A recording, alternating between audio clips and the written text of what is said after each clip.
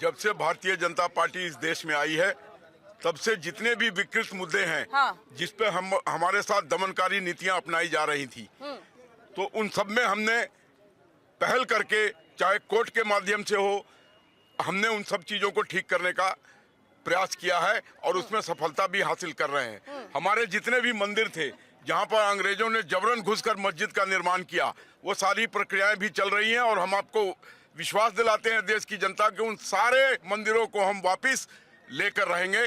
लेकिन हमने कोई बलवा नहीं किया, हमने कोई बलवा नहीं किया, हमने कोई मारकाट नहीं की। यही औरंगजेब था, जाजिया का वसूलता था, बलात्कार करता था और हिंदू महिलाओं को जबरन मतदान करवाता था, लेकिन हमने ऐसी कोई काम नहीं की। हमने वो प्रक्रिया अपनाई जो लोकतांत्रिक देश में लोकतांत्रिक ढंग से हो सकता है। और रही बात, लेकिन कांग्रेस ये कह रही है, जो आज का मुद्दा है मुझ पे, कि कांग्रेस ये कह रही है ये राजनीति से प्रेरित है, आपसे बांटने के लिए इस तरह का काम कर रहे हैं क्योंकि मुस्लिमों से आप लोगों को तकलीफ है।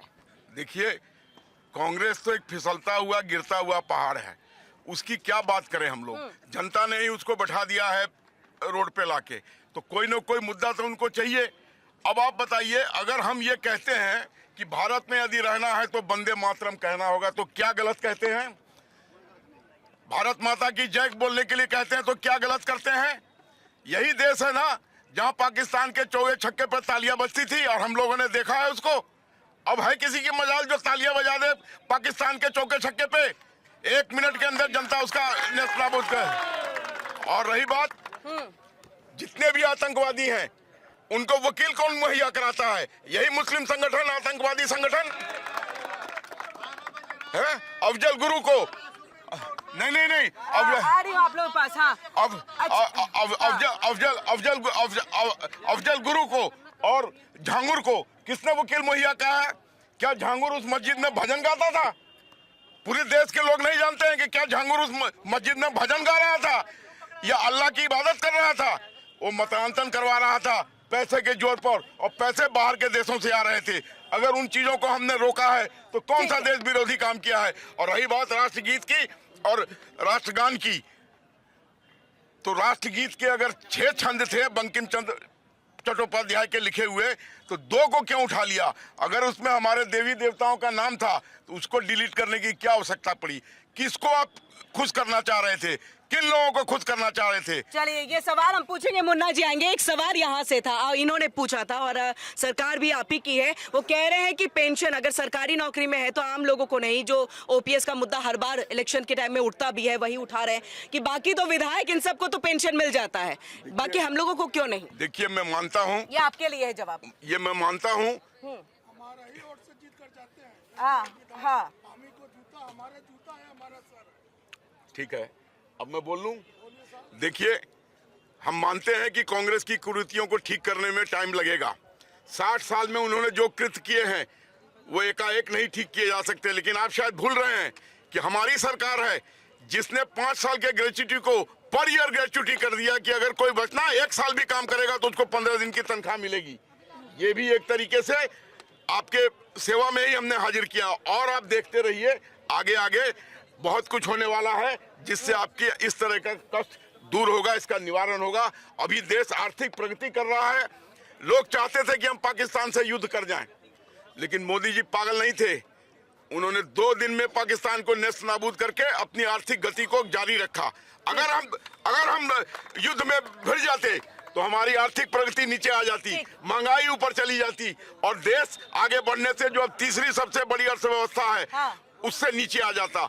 आज मोदी ने ये दिखा दिया दुनिया को कि भारत किसी से झुकने वाला नहीं है। डोनाल्ड ट्रंप ने बार बार कहा कि हमें डेयरी में और एग्रीकल्चर में आने दो, मोदी ने कहा किसी कीमत पर नहीं आने देंगे। और उन्होंने 27 देशों के साथ मदर ऑफ ऑल डील्स किया। उसके कल होकर डोनाल्ड ट्रंप ने फोन किया, how are you my dear Modi, हम आपका टैरिफ कम कर रहे हैं। तो घुटने हमने टिकाना। वापस से अपने मुद्दे पे हम आ जाते हैं, वापस से वंदे मातरम के मुद्दे पे आ जाते हैं। मुन्ना हबीब जी का शिद्दत से इंतजार कर रहे हैं कि कांग्रेस के आए तो तमाम सवाल और जवाब उनसे भी हो सके। अब आप बताइएगा राहुल जी कि ये वंदे मातरम को लेकर के एक तरफ कांग्रेस कह रही है कि ये जो है पूरा मुद्दा ये राजनीति से प्रेरित है, लेकिन आपने भी तो इतिहास में गलत किया। जो बंकिम चंद्र चट्टोपाध्याय ने जिस कविता को लिखा उसे कितना जोश पैदा किया था उस वक्त में जब अंग्रेजों से लड़ना था, तो फिर आखिरकार उसे हटाने की जरूरत क्यों पड़ गई? देखिए, मैं मानता हूं कि उसको हटाने की जरूरत नहीं थी। वंदे मातरम आजादी की लड़ाई का बहुत बड़ा नारा था और हर जी। कोई जब अंग्रेजों से लड़ता था तो वंदे मातरम गाते थे। लेकिन सवाल अब भी है, जब वो रह गया वंदे मातरम, हाँ। जिस दो छंद की हम बात करते हैं, जो अभी दो छंद हैं, अब सरकार ने बोला है कि 6 छंद गाएंगे। हाँ। मेरा सवाल ये है कि क्या जनता 6 छंद जानती है? मुझे नहीं आते हैं 6 छंद। उसकी व्यवहारिकता की बात है, उसकी व्यवहारिकता है क्या 6 छंद वाली? 6 छंद लोग याद नहीं कर पाएंगे। छह छंद तो उन्होंने गाया ही नहीं ना अब तक। हाँ, तो मैं ये बोल रहा हूँ जैसे 2 छंद मुझे आते हैं, हाँ। है ना, सबको मैक्सिमम सब लोगों को 2 छंद आते हाँ। होंगे। तो बात व्यवहारिकता की है। जैसे कि अगर जो आपको मुद्दे की बात करनी है, हाँ। तो मुद्दे की बात पे बात होनी चाहिए। ये नहीं है कि हमने वंदे मातरम के 6 छंद कर दिए, ठीक है आप गाइए, कोई दिक्कत नहीं है, वंदे मातरम से किसी को दिक्कत नहीं है। लेकिन 2 छंद तो पहले जनता को याद करा दीजिए। पूछिए कितने लोगों को 2 छंद आते हैं। सबसे बड़ा सवाल तो ये है कि पहले आप जिस हाँ, चीज की अरे, लड़ाई लड़ रहे हैं, हाँ। वो बताइए कि 6 छंद, इनमें से 2 छंद आने चाहिए। पूछिए कितने लोगों को 2 छंद आते हैं। सबसे मेरा यही चलिए, हाँ। इनके हिसाब से तो अगर पिताजी का नाम रामू है तो याद रहेगा, और पिताजी का नाम लक्ष्मी चंद्र चट्टोपाध्याय है तो नहीं याद रहेगा, क्योंकि वो लंबा नाम है। क्या बात कर रहे हैं? मैं बोल रहा हूँ आलोक जी को 6 छंद आते हैं, नहीं आते होंगे। मैं बोल रहा हूँ, देखिए बात व्यवहारिकता की है। भारत माता बात की जय बोलता हूँ, वही काफी है मेरे लिए। तो जब भारत माता की जय बोलना काफी है तो वो 2 छंद भी काफी थे। पहले 2 छंद याद करा दीजिए सबको। अच्छा, छंद अगर नहीं भी याद है, देख के पढ़ लिया तो क्या कुछ कमी हो गई?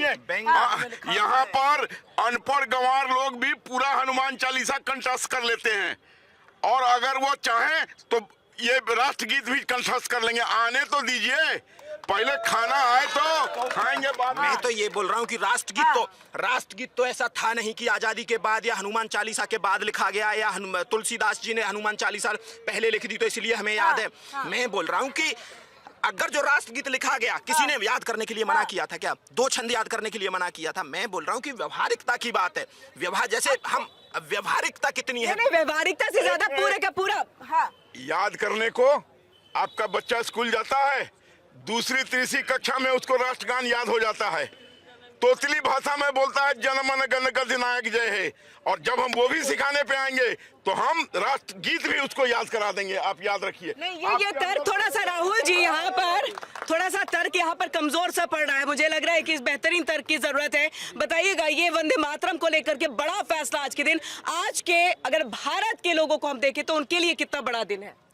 देखिए, हमारे भारत में वंदे मातरम लोग जैसे सुबह उठ के अपने माँ बाप को प्रणाम करते हैं, भगवान को याद करते हैं, वैसे प्रतिदिन बच्चों को, बूढ़ों को, बुजुर्गों को, जवानों को सबको वंदे मातरम कहना चाहिए जी।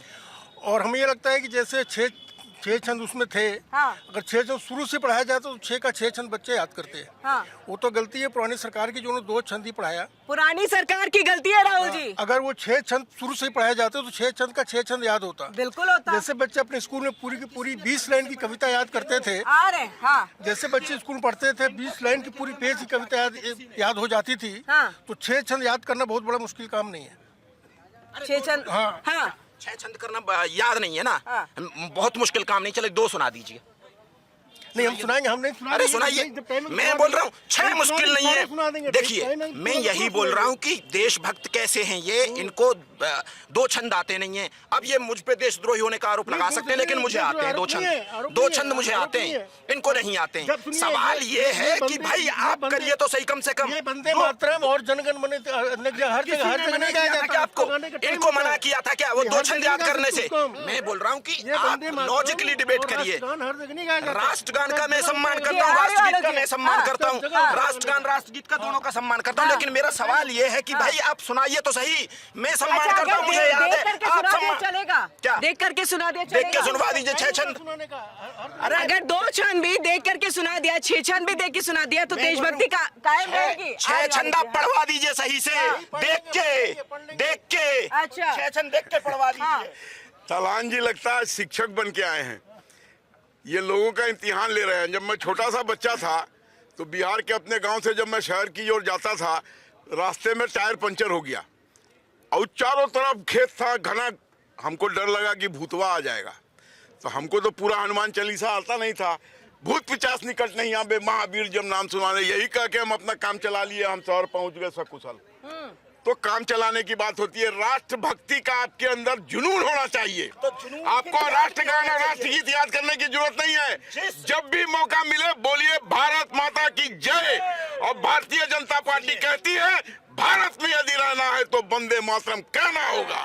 देखिए, हाँ। अब बात मेरी है, मैं वंदे मातरम कहता हूँ और वंदे मातरम सुना सकता हूँ, 2 छंद, क्योंकि अभी तक मैंने उतना ही पढ़ा है, 6 भी पढ़ लूंगा मैं, है ना। सुनिए, है ना। लेकिन सवाल ये है कि जिसके लिए आजादी के दीवाने कुर्बान हो गए, उस वंदे मातरम के लिए गाते गाते फांसी पे चढ़ गए, हाँ। और ये देशभक्ति की बात करने वाले लोग, इनको वो 2 छंद नहीं आते, बस वंदे मातरम आता है कि वंदे मातरम सुजलाम सुफलाम मलयज शीतलाम सत्य श्यामलाम मातरम, वंदे मातरम कौन आगे गाएगा। सवाल ये है कि आपको 2 छंद याद करिए। बात में ये नहीं कह रहा हूं कि 6 छंद क्यों किए गए, मैं समर्थक हूं 6 छंद होने चाहिए, 6 छंद होना चाहिए। हाँ, बिल्कुल।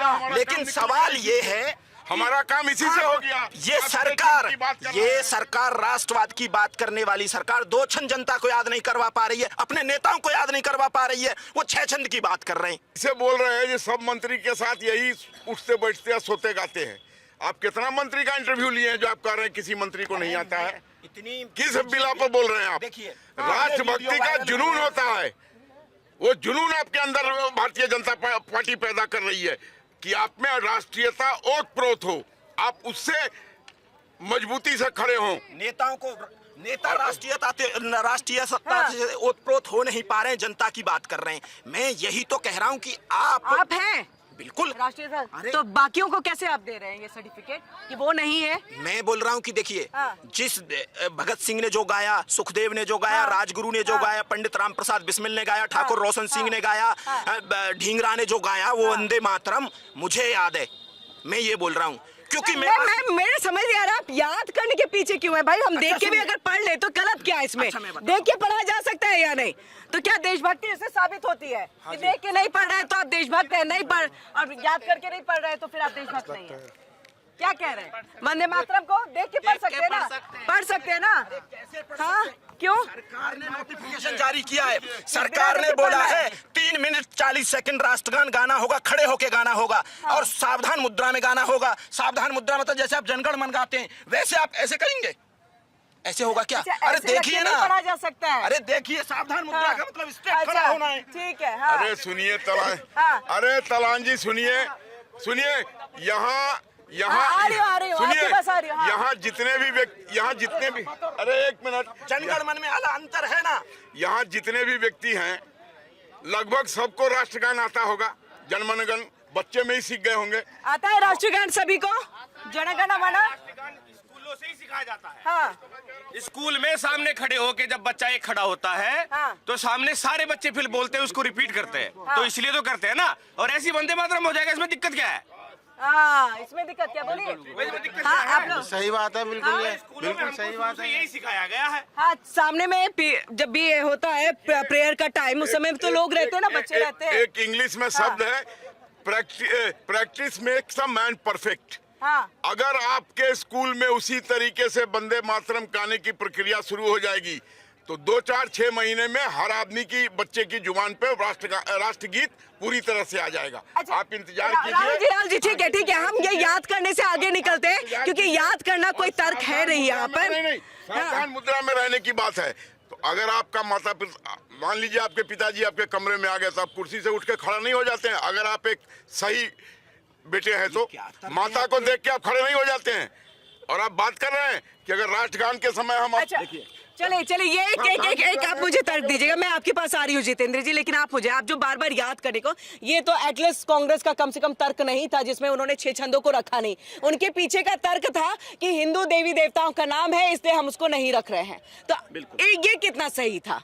देखिए, ये होना चाहिए था या नहीं? देखिए, जब आप लोकतांत्रिक देश की बात करते हैं, हाँ। और लोकतांत्रिक देश में और भी धर्म के लोग रहते हैं, हाँ। अगर जो वो आपके बिलीव सिस्टम पे बिलीव नहीं करते हैं, जो आपका बिलीव है, जैसे आप किसी और दूसरे धर्म पे बिलीव नहीं करते हैं वैसे ही वो नहीं करते हैं, तो इसमें क्या था? राष्ट्रगान के 5th छंद में ये है कि मंदिर मंदिर तुम्हारी प्रतिमा गड़ी हुई है माता, ये है उसमें। तो वो जो इस्लाम के मानने वाले लोग अजान में क्या है? अजान में क्या है? चलिए आएंगे। हाँ, देखिए, आप तलान जी, लोकतंत्र में मेजोरिटी का फैसला मान्य होता है। गांव से छट्टू राम पार्लियामेंट चला जाता है और डॉक्टर अवस्थी का जमाना जब्त हो जाता है।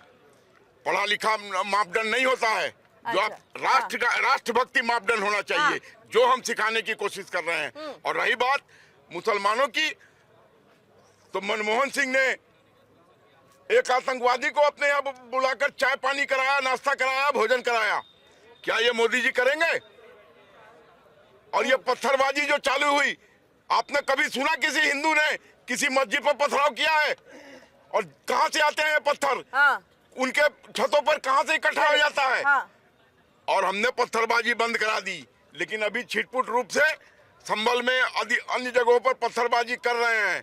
आने वाले समय में वो पत्थरबाजी भी रोक देंगे। ठीक है राहुल जी, आपने जो एक मतलब बताया कि मंदिर मंदिर माँ तुम्हारी प्रतिमा बसी हुई है, और यही जो है सबसे ज्यादा किसी की आस्था को ठेस पहुंचाने वाले शब्द और लाइन थे, जिसकी वजह से कांग्रेस ने इसे हटाया।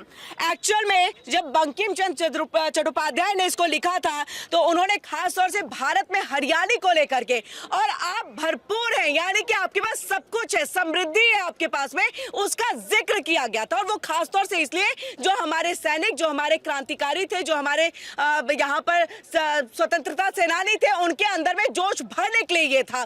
और ये इसीलिए इस कविता को, इस गाने को जो है उस वक्त में लिखा गया था। इसके बाद जब कांग्रेस, यानी कि अंग्रेज भाग गए, अंग्रेज चले गए, अंग्रेजों की घिघी तक बंद गई थी, इस गाने को जब गाया जाता था और छात्र इसको प्रदर्शन के दौरान भी गाया करते थे, वो हिम्मत आती थी, वो मोटिवेशन मिलता था। तो मात्र राहुल जी, क्या सिर्फ इसलिए इसको हटाना यहाँ पर जरूरी था क्योंकि इसमें भारत माता के बारे में लिखा हुआ था, इसमें हरियाली के बारे में लिखा गया था, इसमें यह कहा गया था कि भारत के लोग पूरी तरह से समृद्ध है, इसमें यह कहीं ऐसा जिक्र उतना नहीं हुआ है हिंदू देवी देवताओं और बाकियों का, एक एक लाइन में होगा, लेकिन भारत के बारे में था। और उस वक्त में जब इसको अपनाया गया तो कांग्रेस को क्या लगा और क्यों लगा कि इसको नहीं रखना चाहिए? देखिए, मैं बताता हूँ कि जब देश आजाद हुआ तो देश में मुसलमान भी थे, और मुझे लगता है कि उस टाइम पे यही डिसीजन हुआ होगा कि भाई मुसलमानों की भावनाओं का भी ध्यान रखना चाहिए। ये बोल रहे हैं कि बहुसंख्यक की बात होती है लोकतंत्र में, लोकतंत्र में बहुसंख्यक भावनाओं की ध्यान था या उनको खुश करने की कोशिश थी? देखिए, भावनाओं का ध्यान था, है ना। देखिए, लोकतंत्र में बहुसंख्यक, लेकिन आपको अल्पसंख्यकों की चिंता करने की बहुत ज्यादा जरूरत है। मैं बताता हूँ क्यों। रमाई राम जीत गया और डॉक्टर अवस्थी हार गए, उनके पास डॉक्टरेट की डिग्री थी, ठीक है, और रमाई राम छठा लोकतंत्र की जो भावना है, अच्छा वो ठीक क्यों है? देखिए, लोकतंत्र की जो वो ठीक क्यों अलग चीज है। देखिए, लोकतंत्र की जो भावनाएं, जो लोकतंत्र में जो भावनाएं, वो ये है कि अल्पसंख्यकों का हितों की रक्षा करना बहुसंख्यकों का धर्म है। क्यों है? क्योंकि बहुत क्या हो रहा है पाकिस्तान में, बांग्लादेश में? अच्छा, क्या हो रहा है बांग्लादेश और अच्छा पाकिस्तान में? तलान जी, एक चीज जवाब दीजिए। आप जनता से भी पूछना चाहता हूँ, आजादी के समय मुसलमान यहाँ थे 4.5 करोड़, आ रही हूँ, आज हो गए हैं 30 करोड़। तो क्या कोई आदमी पर दबाव पड़ता है, मार खाता है तब वो बच्चा पैदा करता है, या खुश रहता है तब बच्चा पैदा करता है? तो हमने कौन सा दुख दे दिया जो 4 करोड़ से 30 करोड़ हो गए? और नहीं, एक मिनट, और दूसरी चीज जो नहीं, और दूसरी चीज, आदमी की नीयत पहचाननी चाहिए। हमारी कौन सी जन कल्याणकारी योजना है? राशन, गैस, आयुष्मान कार्ड, घर, जिसमें मुसलमानों को हमने वंचित किया है? चलिए, अगर कोई हो यहाँ पर मुस्लिम तो वो बताए कि अगर किसी चीज से वो वंचित हुए हो। जी, आप कुछ है? हाँ, मैं ये कह रहा हूँ, सवाल किन से है? सवाल मेरा राहुल जी से है। राहुल सर, आपसे सवाल है। राहुल जी अभी ये कह रहे थे कि अभी कुछ लाइनों से दिक्कत थी इनको वंदे मातरम में। हाँ। तो वंदे मातरम में अगर 6 लाइनें हैं तो उसको 2 लाइन तभी करने की क्यों जरूरत थी? उन्होंने 2 को अगर 6 कर रहे हैं तो पुरानी चीज़ों को वो सुधार रहे हैं। और ये तो तर्क नहीं दिया जा सकता कि 2 लाइन याद है। अगर इस पब्लिक में किसी को 2 लाइन भी नहीं याद है तो आप स्कूल के प्रिंसिपल होता है और उसके अंडर एक चपरासी होता है जो पढ़ा लिखा नहीं होता है, जब स्कूल में राष्ट्रगान होता है तो खड़ा हो जाता है, राष्ट्रगान का सम्मान करता है। तो जब हम वंदे मातरम सिखाएंगे तो लोगों को पता चलेगा कि वंदे मातरम है क्या चीज़। जी, मतलब हाँ। वंदे मातरम सिखाने की, देखिए, वंदे मातरम सिखाया जाता है। अरे वंदे मातरम ऐसा थोड़ी सिखाया नहीं जाता है, पहली बार सरकार कर रही है कि वंदे मातरम। हमारे साथ आपके पास ही आ रही हो, हमारे साथ मुन्ना हबीब जी है, वो जुड़ चुके हैं, कांग्रेस पार्टी के प्रवक्ता। तालियों की गड़गड़ाहट के साथ इनका भी स्वागत हो जाए। मुन्ना हबीब जी लेट आए, लेकिन चलिए ठीक है, आपसे सवाल बहुत तीखे होने वाले आज। One more thing Rahul ji, Pakistan से आ रहे थे आपके अकॉर्डिंग जिसको 2 लाइन वंदे मातरम की याद नहीं है वो कुछ नहीं कह सकता, वो विरोध या समर्थन नहीं कर सकता। आप मेरी बात, लेट मी फिनिश। तो इसका मतलब मोदी जी को एआई नहीं आता और हमारे इंडिया को एआई हब बनाना चाहते हैं मोदी जी। तो मोदी जी को बनाना ही नहीं चाहिए एआई हब।